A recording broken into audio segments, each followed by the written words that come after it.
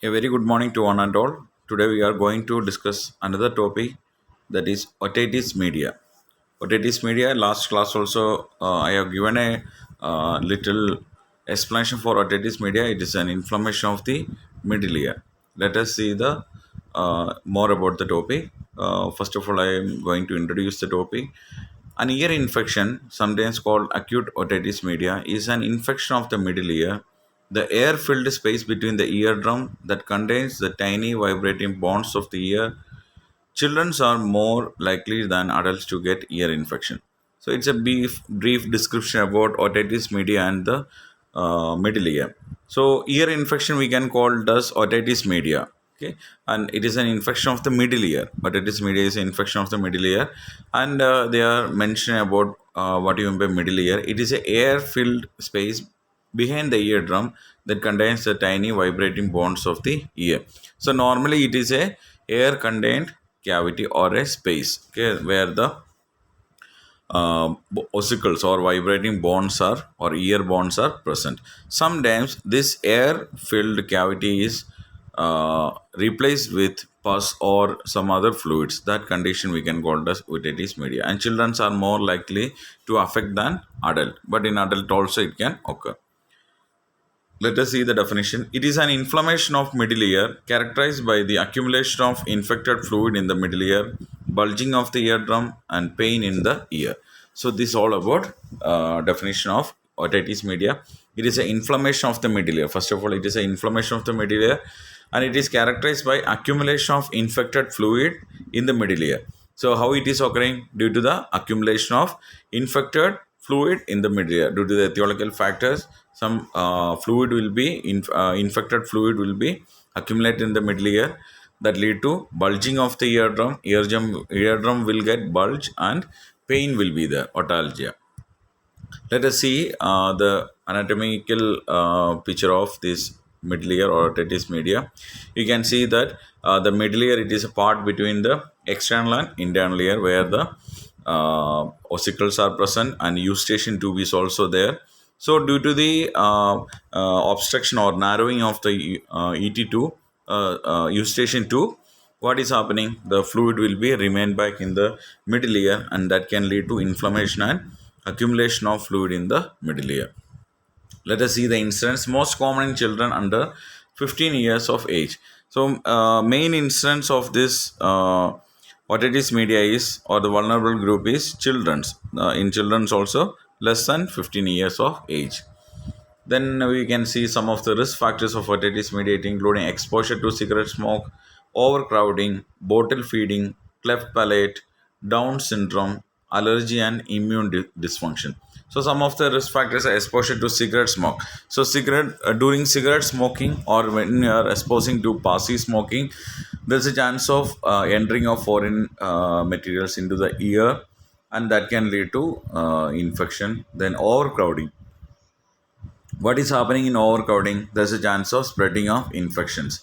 Then bottle feeding, during bottle feeding, what is happening is there's a chance of entering of the milk that is leak out from the mouth into the ear.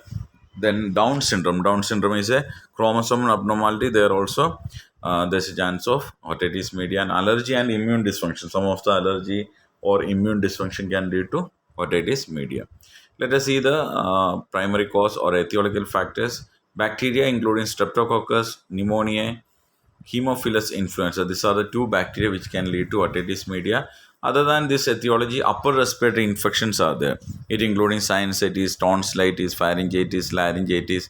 All the upper respiratory infection can lead to otitis media because there is a link, as I told you in the beginning of anatomy and physiology, there is a link between ear and the upper respiratory tract, that is through eustachian tube.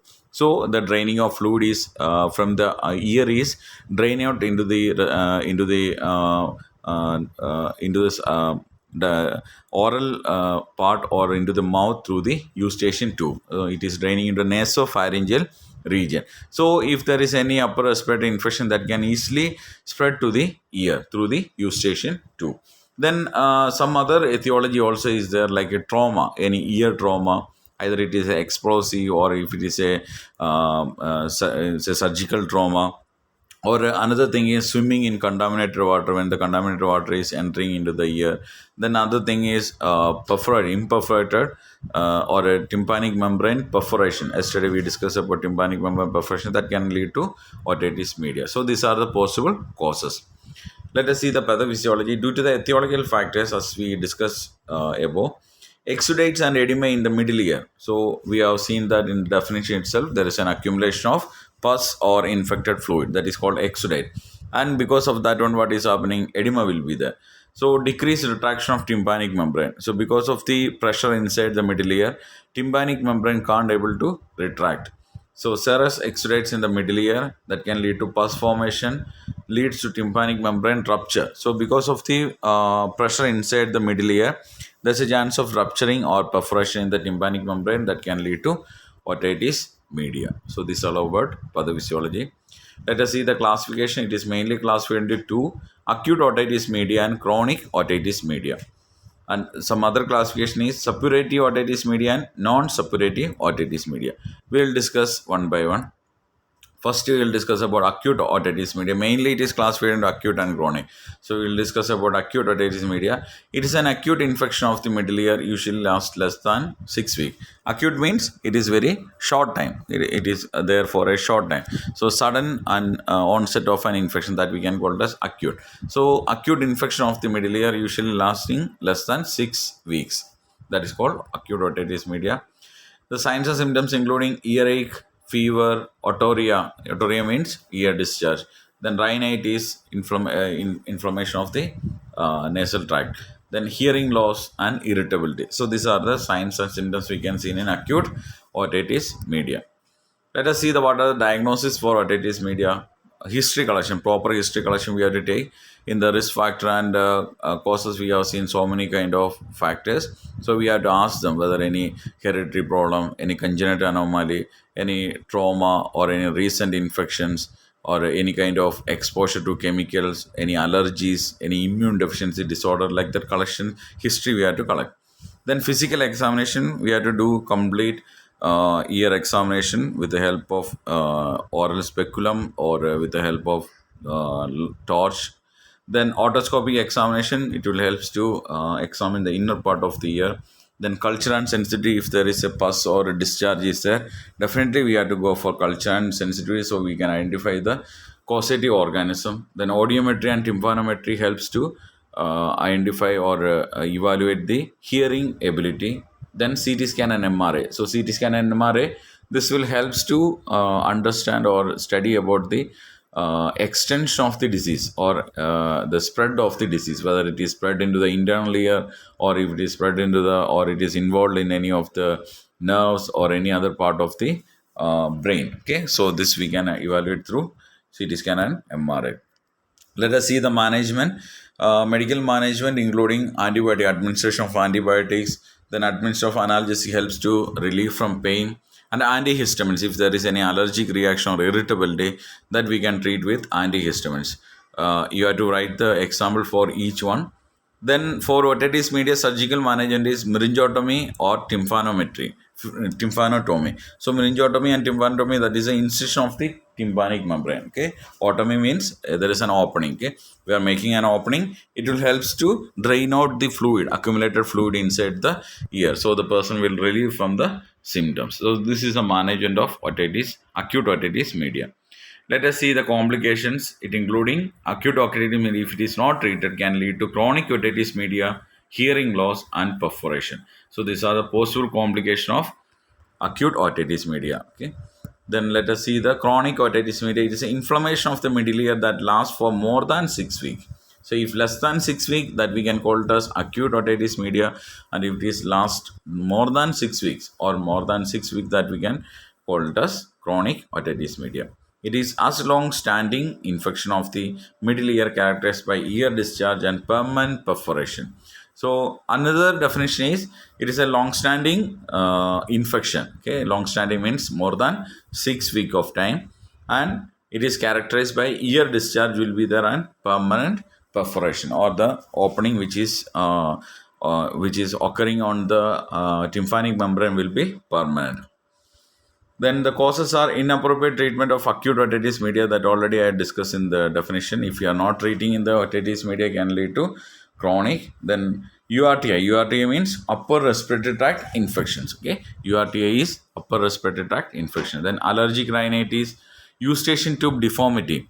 As I told you in the beginning, in the anatomy and physiology, there is a connection between ear and the nasopharynx. So that is a eustachian tube. If any deformity is there, that time the fluid can be accumulate in the middle ear.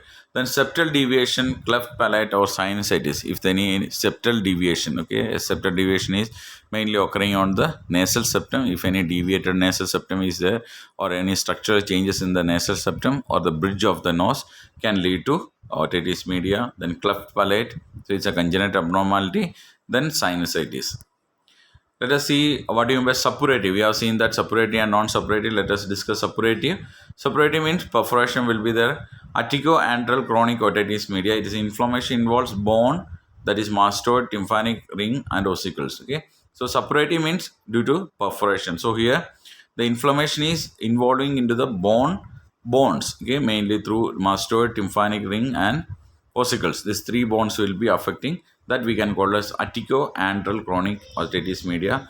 Then second one is tubotympanic otitis media. That means otitis media, permanent perforation will be there and mucopurulent discharge will be there. Mucus discharge will be there. That is called tubotympanic otitis media. Next one is non-suppurative, that is occurring the stages they are mentioning, upper respiratory tract infection or otitis media lead to fluid collection in middle ear and obstruction of eustachian tube can lead to tympanic membrane retraction. So here instead of perforation, here you can see that due to the otitis, upper respiratory tract infection or otitis media, fluid collection will be occurring in the middle ear and obstruction of eustachian tube. Fluid collection will be remaining in the middle ear and that's why eustachian tube is getting obstructed, can lead to tympanic membrane retraction. It will get retracted. Fluid become pus like necrosis and lead to tympanic membrane perforation. Then afterwards, it can lead to perforation of the tympanic membrane and could end up with mastoiditis. If you are not treated, then it will affect the mastoid bone or mastoid process, that we can call as mastoiditis. So this is all about non-suppurative or chronic or otitis media. Let us see the signs and symptoms of chronic otitis media. So, along with the signs and symptoms of acute otitis media, hearing loss, otorrhea, and tinnitus will be present in chronic otitis media. Okay, understood? Otorrhea, hearing loss, and tinnitus. Hearing loss will be either partial or complete, or unilateral, bilateral. Then otorrhea will be there. Continuous ear discharge will be there, and tinnitus, ringing sound will be there. Let us see the management of chronic otitis media. It including medical management, including installation of antibiotic drops. Okay, we have to administer antibiotic drops. Then careful suctioning of the ear under microscopic guidance. So today, before we have discussed about one topic, in that we have seen that a microsuction will be using for removing impacted earwax. So same suctioning we are using here also in order to remove the excessive fluid present in the middle ear. So careful suction is needed. Then surgical management including tympanoplasty, that is surgical reconstruction of the perforated tympanic membrane. Then ossiculoplasty, that means surgical reconstruction of the middle ear bones to restore hearing. And mastoidectomy is a surgical removal of the diseased mastoid bone. If it is affected or if it is extended to mastoid process, then we have to go for mastoid bone removal. Okay, that is called mastoidectomy. The remaining surgical management we have discussed early in other topics. So I hope you understood about this surgical management. Then non-pharmacological management, you can write you can avoid insertion of non-organic or inorganic material into the ear. Then don't put any oil or any other over-the-counter medicines. Okay, then some kind of that affected ear should be kept, always keep on the opposite of the lying position or in the upside to the lying position, like that. Some non-pharmacological management also you can follow. Let us see the complication of otitis media. What are the possible complications? The most common complication of chronic suppurative otitis media is hearing loss. Okay, hearing loss will be there, which may affect language development and school performance. So mainly we have seen in the instance it is mainly seen in children than adults. So if hearing loss is there, then it will affect the language development and school performance. Then the hearing loss is usually conductive and result from middle ear edema and fluid and tympanic membrane perforation. So in this condition, mainly hearing loss is occurring. That hearing loss will be a conductive hearing loss. We are having two type of hearing loss: conductive and sensory neural. Conductive hearing loss is occurring due to any default in the external or middle ear. Okay, sound conduction. Okay, and sensory neural means if the default or disorder or deformity occur in inner ear, that can lead to sensory neural hearing loss. So here in this case, otitis media, most of the condition hearing loss will be conductive. Then sensory neural hearing loss may rarely occur due to direct extension of inferior mediator into the inner ear. And sensory neural hearing loss will be rarely it is occurring. In some case, it is happening if the disorder is or the infection is extended to the inner ear. Second one is intracranial complication, including meningitis. Okay, this ear also present in the head region or inside the cranium. So there is a chance of involvement of infection into the brain. So meningitis, epidural abscess, dural vein thrombosis, brain abscess, otitic hydrocephalus, subdural abscess. These are the possible complications that affect the brain. Then extracranial, other than outside the brain, acute coalescent mastoiditis, subperiosteal abscess, facial nerve paralysis, labyrinthitis or labyrinth fistula. So these are the possible complications occurring outside the cranium, it including mastoiditis, infection of the mastoid process, subperiosteal abscess. Okay, periosteal region, there is a chance of abscess formation or infection. Then facial nerve paralysis, I have told you, the nerves are going through the auditory duct. So there's a chance of compression on the nerves or infection on the nerves can lead to facial nerve paralysis. Then labyrinthitis or labyrinthine fistula. Fistula or a bypass will be forming on the labyrinth, can lead to labyrinthitis. So these are the possible complication of otitis media. Let us see the nursing management. It including collect the health history, includes a complete description of the ear problem. You have to collect proper health history. That is a health history. Collection of health history is one of the main thing or factor which help for diagnosing. Then collect data about the duration and intensity of the problem, it causes, and previous treatment. You have to collect proper data about the duration, intensity of the problem, it causes, and previous treatment. Obtain information about other health problems and medication. You have to ask whether they are having any underlying diseases like congenital abnormalities or any other infections, or whether they are taking any drugs, because ototoxicity also can lead to means drug toxicity can lead to condition that is ototoxicity. It will affect the ear. Then physical assessment including observation for edema, otorrhea, lesion, and characteristics such as odor and color of discharge. This all things should be noted during physical assessment. Then teach the patient to keep the ear dry. Always, it's a non-pharmacological management. You can teach the patient to keep the ear always dry. They can use some sterile cotton to dry the ear. Then avoid washing hairs and swimming. If there is any chance of infection, then try to avoid washing hairs and swimming, because there's a chance of entering soap or contaminated water into the ear. Then reduce the anxiety of the patient. You have to comfort the patient, because ear infection means psychological disturbance can occur. So you have to comfort the patient. You have to provide psychological support and calm the patient. Provide psychological support, then prevent further complications. So you have to diagnose it early and you have to provide appropriate treatment so the complications can be avoided. So this is all about the topic otitis media. It is important for your exam. So we discuss about what you mean otitis media, and we have discussed the types. Two types are there mainly: chronic and acute otitis media. We have seen the incidents mainly seen in children than adults.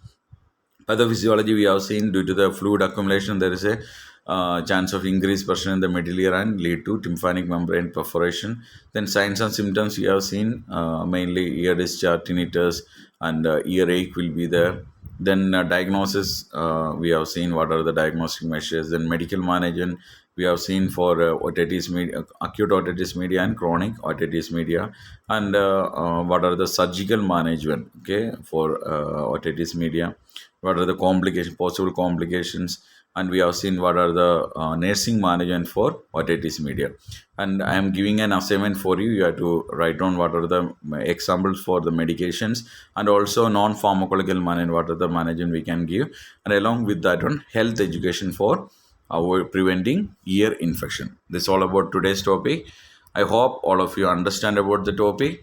And if you have any doubt, you can ask me direct in my personal WhatsApp number. Have a nice day. Thank you.